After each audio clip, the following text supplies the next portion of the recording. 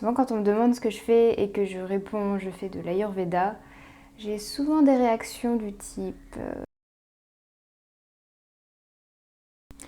Du coup je précise que je fais de la médecine ancestrale. En général ça parle un petit peu plus, ou une équivalence de naturopathie si on veut. Mais aujourd'hui le but de cette vidéo c'est de te présenter l'Ayurveda. Qu'est-ce que c'est? En quoi ça consiste? Quels sont les outils thérapeutiques de l'Ayurveda?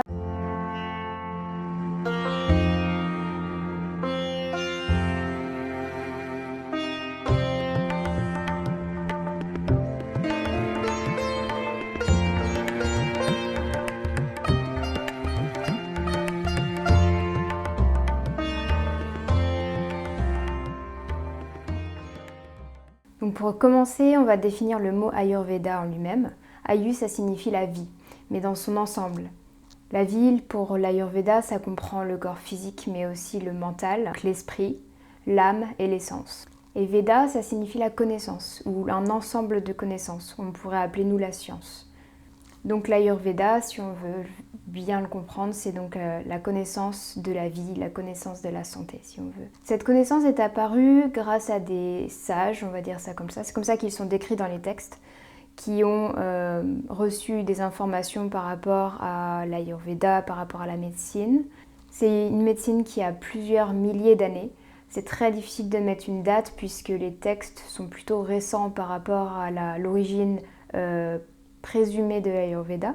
Donc on l'évalue à 3000, certains disent même 8000 ans, mais c'est très compliqué de l'évaluer. Mais en tout cas, ce qui est sûr, c'est que c'est une médecine très très ancienne, probablement une des plus anciennes.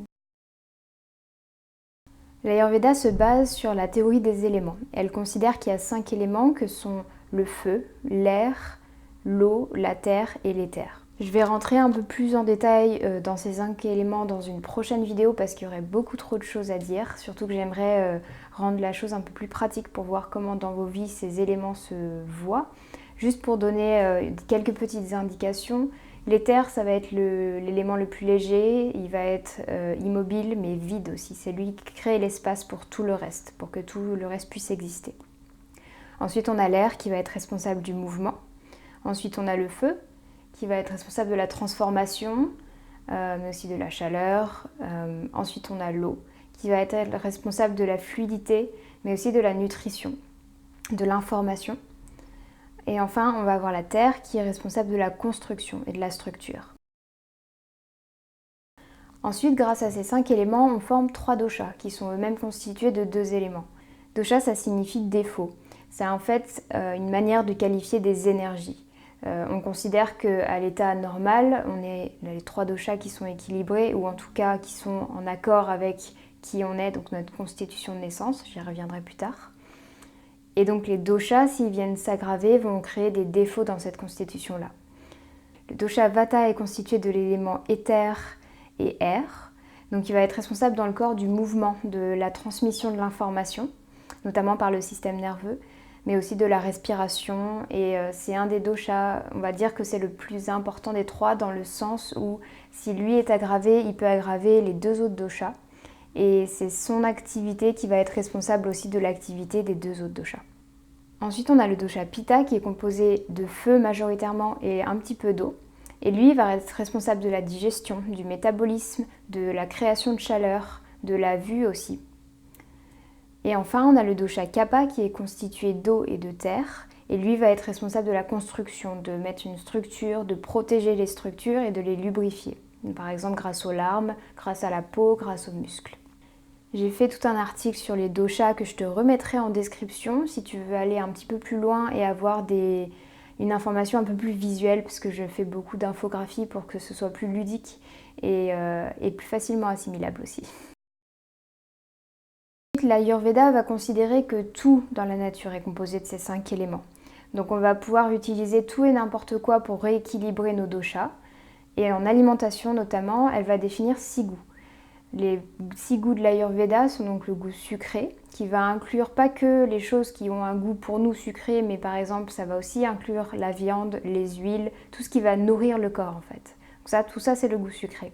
On va ensuite avoir le goût acide, qui va se retrouver bien sûr dans les fruits comme les agrumes, mais aussi dans tout ce qui va être fermenté.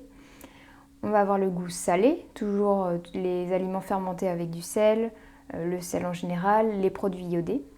La viande est aussi considérée comme un produit qui a le goût salé en lui. Ensuite, on va avoir le goût amer. La plupart des plantes vertes et des épices ont ce goût-là. Ensuite, on va avoir le goût astringent, comme on va avoir les pépins de raisin ou la peau du raisin. La grenade est astringente aussi, le vin rouge. Et enfin, le goût piquant, qui se retrouve aussi dans énormément d'épices, puisque c'est celui qui va relever et qui va stimuler le feu digestif. Donc comme j'ai dit un peu plus tôt, je referai une vidéo qui rentrera plus en détail dans toutes ces catégories de goûts, d'éléments et de doshas pour que ce soit plus précis. Et enfin, en plus de ces goûts, de ces éléments, de ces énergies, l'Ayurveda va utiliser des qualités. C'est-à-dire que par exemple, un aliment va avoir une qualité lourde alors qu'un autre va avoir une qualité légère. Et on a des couples de qualités comme ça. Donc on va avoir lourd et léger, on va avoir froid et chaud, on va avoir sec et gras, on va avoir liquide et solide. Et tout ça, ça va former des couples de qualité qu'on va utiliser pour rééquilibrer la personne. Si elle a trop d'une qualité, on va la compenser en augmentant la qualité opposée. Donc en fait, qu'est-ce que la santé selon l'Ayurveda? Parce que si on se base sur la médecine allopathique moderne qu'on pratique en France notamment, on va se dire, bon, bah, tant que mon bilan sanguin est normal, tant que j'ai pas d'anomalie visible par aucun examen, tant que je ne suis pas malade, entre guillemets, je suis en bonne santé. L'Ayurveda va un petit peu plus loin, dans le sens où elle va considérer que dès qu'on va avoir des petits symptômes de déséquilibre, c'est déjà trop tard et il va falloir commencer à traiter dès les premiers symptômes. Donc l'Ayurveda a mis une grosse part sur la prévention, mais la vraie, c'est-à-dire que c'est pas une fois qu'on est malade qu'on va prévenir des aggravations, ça c'est aussi une branche de l'Ayurveda, mais là où elle a vraiment une force et une importance, ça va être dès les premiers stades et avant que ces premiers stades se déclenchent. C'est pour ça qu'elle pousse l'individu à se connaître pour qu'il évite de se déséquilibrer. Donc selon l'Ayurveda, la santé c'est un équilibre des 3 doshas en fonction de la constitution de naissance. Si votre constitution par exemple a du kapha dominant, donc vous avez par exemple 60% de kapha, 30% de pitta et le reste de vata, ça va faire que vous, votre état d'équilibre sera avec ces pourcentages-là. Moi je fonctionne en pourcentage, après d'autres thérapeutes utilisent d'autres techniques. Peu importe, ce qui compte c'est d'avoir une idée de la quantité et de voir si notre état actuel correspond à notre état de naissance et qui pourrait correspondre un petit peu à notre génétique. Et donc l'Ayurveda va considérer que vous êtes en bonne santé si vous avez une bonne digestion, si vous dormez bien, si vous vous sentez bien dans votre vie, si vous arrivez à faire tout ce que vous aimez sans avoir de douleur physique ou mentale ou émotionnelle. Elle va définir que vous êtes en bonne santé si vous avez une peau qui est en bonne santé aussi, donc elle ne va pas avoir de boutons, elle ne va pas être extrêmement sèche. Tout ça, ça va rentrer en compte. Et tout ce qui va paraître normal, entre guillemets, chez nous, comme par exemple la calvitie ou la cataracte, ou avoir un petit peu de diabète ou prédiabète, l'Ayurveda considère que c'est déjà un déséquilibre. Donc la grande force de l'Ayurveda, je pense que vous l'aurez compris, c'est d'apprendre à se connaître. Et pour ça, elle a différentes manières de le faire. Il y a par la constitution de naissance, donc elle va comprendre quel dosha, un ou plusieurs, sont dominants. Ensuite, on va avoir la constitution actuelle, c'est-à-dire que je suis née avec une constitution, mais actuellement mes doshas peut-être ne sont pas égaux à cette constitution. Par exemple, on va reprendre l'exemple de tout à l'heure, vous avez une constitution kapha dominant, mais vous vivez une vie très stressante, vous ne mangez pas suffisamment ou pas correctement, et vous allez pouvoir aggraver le dosha vata. Donc vata peut paraître majoritaire, mais c'est juste un déséquilibre en réalité. Et ensuite, ce qui est intéressant aussi de l'Ayurveda, c'est qu'elle va définir une constitution de l'esprit. C'est-à-dire que votre esprit, qu'on appelle manas, qui se trouve dans le cœur en Ayurveda, va être composé de 3 qualités. La première, c'est sattva. Sattva, c'est la lumière, c'est la qualité pure de l'esprit. Quand il n'est pas déséquilibré, c'est comme ça qu'il est. Et quand on est dans cet état sattvique, on va avoir envie de faire des choses qui sont bonnes pour notre santé, on va se sentir bien, on ne va pas se sentir somnolent, on va avoir envie d'apprendre des choses. Donc ça, c'est la qualité sattva. Ensuite, on va avoir la qualité rajas, qui est considéré comme un défaut, puisque tout ce qui n'est pas sattva va venir déséquilibrer l'esprit. Mais on en a besoin dans notre vie tous les jours pour pouvoir agir, puisque Rajas notamment va permettre le mouvement et va permettre le changement. Et on en a besoin si jamais on veut tout simplement vivre, qu'on doit déménager, qu'on doit avoir un travail, qu'on doit faire notre chemin de vie. On a besoin d'avoir cette énergie-là. On n'est pas tous voués à devenir des méditants, pratiquant tout seul dans des ashrams, ne faisant que ça. Donc Rajas a sa raison d'être. Rajas, c'est aussi quand il est perturbé, ça va créer beaucoup trop de pensées, beaucoup trop d'émotions d'un coup, beaucoup d'agitation dans le mental. Et enfin, il y a Tamas qui va être lié à l'inertie, à l'inactivité, au statique ou au sommeil encore. Autant Sattva, c'était l'éveil, c'était le fait d'être la lumière. Tamas, c'est l'opposé, c'est l'obscurité et le sommeil. Et il y en a besoin pour dormir, puisque si on n'a pas de Tamas, s'il est insuffisant, et notamment Rajas est trop élevé, on ne peut pas s'endormir. Donc avec ces trois qualités-là de l'esprit, on va pouvoir définir si la personne a plus de Sattva, de Rajas ou de Tamas de base. Mais l'intérêt de cette constitution-là, à l'inverse de la constitution de naissance, c'est qu'elle peut évoluer. Elle n'est pas fixe. C'est-à-dire que vous allez naître ou vous allez à un certain moment donné avoir beaucoup de Rajas parce que vous avez mis l'accent sur votre carrière, sur du sport et du coup vous avez beaucoup fait de mouvements, beaucoup de changements. Vous pouvez décider du jour au lendemain de faire des pratiques qui vont augmenter Sattva. Donc méditer, être plus en accord avec ce qui est bon pour vous, manger une alimentation un peu plus saine, tout ça, ça va augmenter Sattva. Je rentrerai plus en détail dans Manas et l'esprit dans une vidéo parce que c'est un sujet passionnant et qui est très vaste. Donc c'est impossible presque de le décrire comme ça très rapidement en quelques minutes dans une vidéo, mais je voulais juste que vous ayez une petite notion pour voir que l'Ayurveda joue vraiment sur tous les plans. Alors ensuite, quand on rentre un peu plus dans la description de l'Ayurveda par les textes classiques, on voit qu'il y a 8 spécialités en Ayurveda. Il va y avoir la médecine générale qui va traiter tous les maux classiques, ce qui se rapproche de notre médecine générale à nous. Ensuite, on va avoir une autre spécialité qui regroupe la pédiatrie, donc la médecine pour les enfants et du nouveau-né, et la gynécologie, donc la médecine qui s'occupe de la santé de la femme. On va avoir ensuite en troisième spécialité la psychiatrie, et qui va justement traiter tous les soucis de déséquilibre de Manas, donc de l'esprit, avec Sattva, Rajas, Tamas dont je vous ai parlé. Ensuite, la quatrième branche de l'Ayurveda, ça va être les pathologies ORL, tout ce qui va toucher au nez, à la gorge et aux oreilles. Donc vous allez avoir une otite, vous allez avoir des sinusites, vous allez avoir des problèmes au niveau de la gorge. Tout ça, ça va être traité par cette spécialité-là. Donc ensuite, on va avoir la toxicologie qui touche à l'étude des poisons en tout genre, que ce soit des venins ou autres. Et pour nous, ça pourrait être des poisons qu'on va avoir dans la nourriture, les poisons en général. Ensuite, on va avoir la médecine régénérative. Cette médecine va aider les individus qui sont en grande faiblesse, que ce soit dû à une chirurgie, que ce soit dû à une pathologie, que ce soit dû à un accident, à se régénérer, à renouveler, que ce soit certains organes ou le corps entier. Enfin, on va avoir une spécialité qui est liée à la fertilité et aux aphrodisiaques, parce que c'est une branche très importante de l'Ayurveda, c'est-à-dire qu'elle considère que la fertilité fait partie de la santé et est un témoin de santé. Et la médecine des aphrodisiaques va permettre de connaître, que ce soit pour l'homme ou pour la femme, quelles plantes, quels aliments, quelles pratiques vont être bonnes pour stimuler la libido de la femme comme de l'homme. Et enfin, la dernière spécialité à laquelle on ne s'attend pas vraiment pour une médecine ancestrale, c'est la chirurgie. Il faut savoir que des milliers d'années de là, la chirurgie était déjà pratiquée et a priori assez avancée.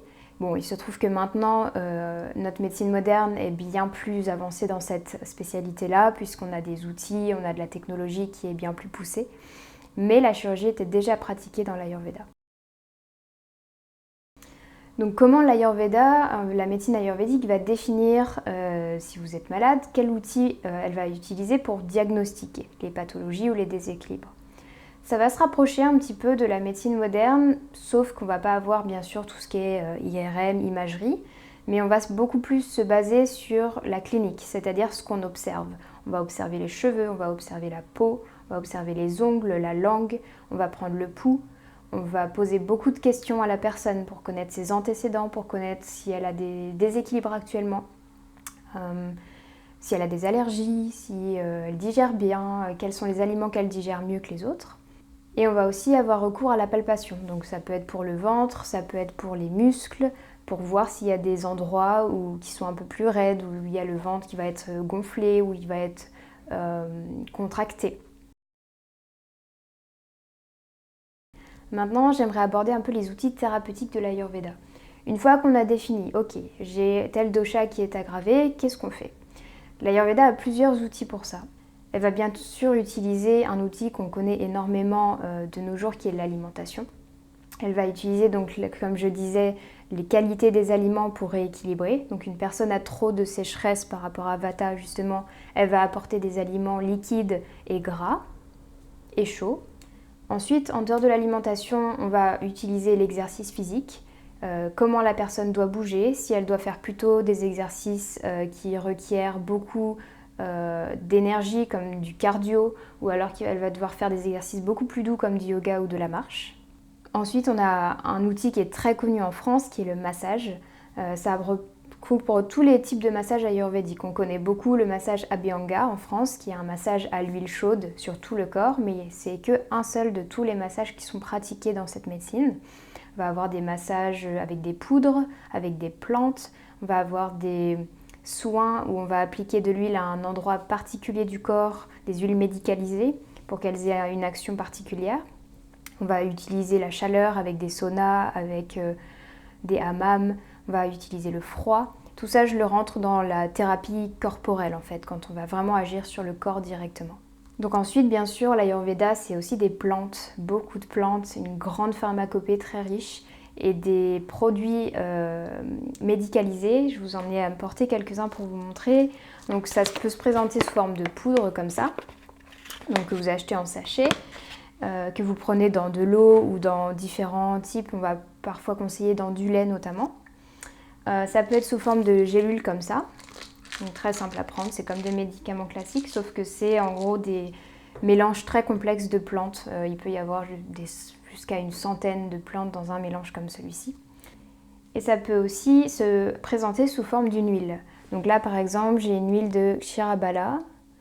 Et cette huile, elle est composée de multitudes de plantes différentes qui vont agir notamment sur le renforcement de la personne. Donc tous ces mélanges sont bien sûr à prendre avec précaution, c'est conseillé par des personnes qui se sont formées à ça. Je déconseille toute automédication, que ce soit en médecine moderne ou en Ayurveda, puisque ce n'est pas anodin de prendre ce genre de mélange. Et il peut y avoir des répercussions si on ne fait pas attention à notre constitution ou nos déséquilibres, tout simplement. Un autre outil de l'Ayurveda qui est très intéressant d'utiliser, c'est la méditation et la récitation de mantras. Je les mets ensemble parce que c'est vrai qu'ils sont souvent associés, mais la méditation qui a pour but de calmer le mental, donc manas, a un impact très fort sur le physique aussi. Et donc c'est un outil thérapeutique de l'Ayurveda. On va pouvoir prescrire des mantras par exemple pour certains déséquilibres. Donc un des derniers outils thérapeutiques de l'Ayurveda, c'est le Panchakarma. Le Panchakarma, c'est une cure médicale qui va durer entre 3 semaines et voire 3 mois, et dans laquelle on va utiliser des actions, puisque Pancha veut dire 5 et Karma veut dire action. On va utiliser certaines actions pour éliminer les doshas du corps. Quand je vous parlais d'alimentation tout à l'heure, on va chercher à diminuer Vata ou Pitta ou Kapha par l'alimentation. On va les laisser dans le corps, ces énergies, c'est-à-dire qu'on va utiliser des qualités pour les compenser, mais on ne va pas les évacuer. Alors que le Panchakarma a pour but de vraiment remettre le système à zéro, en fait, si on veut. C'est une cure très puissante et très intéressante et qui n'est pratiquée quasiment dans aucune autre médecine à ma connaissance. Et elle se pratique dans une clinique avec un médecin qui passe tous les jours pour nous voir. Il y a des gens qui s'occupent des patients, qui vont leur faire des massages, s'assurer qu'ils ont bien chaud, qu'ils sont en bon état, enfin bref, qui vont faire tout pour qu'ils se sentent bien. Et donc c'est un des outils thérapeutiques de l'Ayurveda. Et un point qui est important selon l'Ayurveda, c'est que tout ce qui est capté par les 5 sens, tout ce qu'on va pouvoir percevoir, que ce soit par la vue, par le goût, par l'odorat, va être utile pour rééquilibrer ou déséquilibrer les doshas de l'individu. Donc c'est pour ça qu'on va essayer de traiter les gens, notamment par leur lieu de vie. Il y a toute une branche de la connaissance védique qui est reliée au fait de savoir aménager sa maison, de la positionner correctement, de bien la construire, qui s'appelle le Vastu notamment. Un point qui est important de la culture védique, c'est le développement personnel et spirituel. On a tendance aujourd'hui à vouloir laïciser un petit peu tout, notamment la médecine, mais il faut comprendre qu'on ne peut pas soigner une personne sans prendre en compte tous ses corps. Et il y a aussi le corps spirituel qui est important. Notamment si une personne est malheureuse dans sa vie parce qu'elle n'est pas dans le travail qui lui convient ou parce qu'elle n'a pas suffisamment de ressources pour vivre. On aura beau essayer de rééquilibrer par l'alimentation, des massages, une cure de panchakarma, ça ne changera pas le fait qu'elle n'est pas à sa place. Donc c'est important aussi de prendre en compte cet aspect-là de la personne. L'Ayurveda se cale sur 4 piliers pour définir si une personne est spirituellement alignée. Le premier pilier, c'est le dharma. Le dharma, c'est le chemin de vie. Je vous en ai parlé un petit peu dans la précédente vidéo. Ça va être la chose pour laquelle vous êtes faite, que vous êtes censé faire pendant cette vie. Si on le traduit aussi par le mot devoir ou service. Et on va faire ce chemin de vie grâce à Artha, qui sont les moyens, que ce soit les moyens financiers ou les moyens physiques. Si vous avez une forte capacité physique, vous allez pouvoir faire d'autres choses qu'une personne qui a une forte activité intellectuelle, par exemple, tout simplement. Tout comme quelqu'un qui a beaucoup d'argent fera des choses très différentes que quelqu'un qui n'en a pas beaucoup. Ils peuvent tous les deux faire des choses, mais pas les mêmes, pas forcément à la même échelle. Ensuite, on a Kama, puisque pour faire son dharma, il faut avoir un moteur, il faut avoir quelque chose qui nous donne envie de le faire. Souvent, quand on fait un travail qu'on n'aime pas, c'est très compliqué de le faire bien.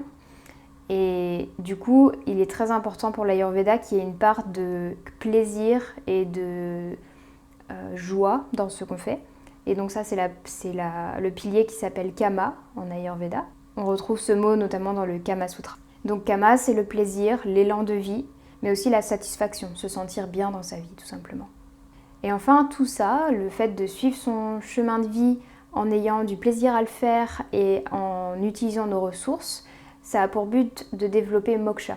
Moksha, ça s'appelle donc, ça qualifie la libération, comme je vous ai expliqué dans la précédente vidéo, de l'âme notamment, mais on peut le voir tout simplement comme le fait d'être accompli, le fait d'être épanoui dans ce qu'on fait, le fait de ne pas avoir toujours des peurs, est-ce que je vais manquer, est-ce que je suis à la bonne place, est-ce que je fais le bon travail, est-ce que j'ai les bonnes relations. C'est en fait atteindre une sorte de calme ultime de l'esprit.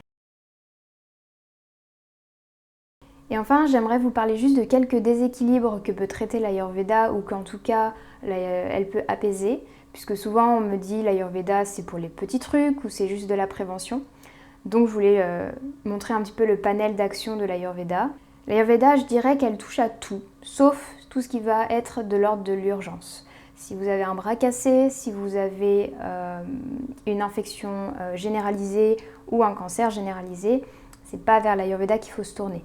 L'Ayurveda va aider à supporter des traitements plus lourds, va aider à régénérer la personne après le traitement, mais elle ne va absolument pas pouvoir sortir la personne d'une situation d'urgence comme celle-ci. Mais par contre, s'il y a des problèmes respiratoires comme de l'asthme, des allergies, des maladies chroniques des poumons ou des troubles digestifs, de l'hyperacidité, de l'estomac, de la constipation ou au contraire de la diarrhée, s'il va y avoir des problèmes endocriniens, des soucis de fertilité, des soucis de surpoids, des problèmes de type émotionnel, on va avoir trop d'anxiété ou des colères qu'on ne s'explique pas. Tout ça, l'Ayurveda va pouvoir le traiter. Et ça va aussi toucher le fait de trouver sa voie. Est-ce que je suis au bon endroit par rapport à ma constitution de naissance, par rapport à mes capacités? Et l'Ayurveda va pouvoir guider l'individu pour ça aussi.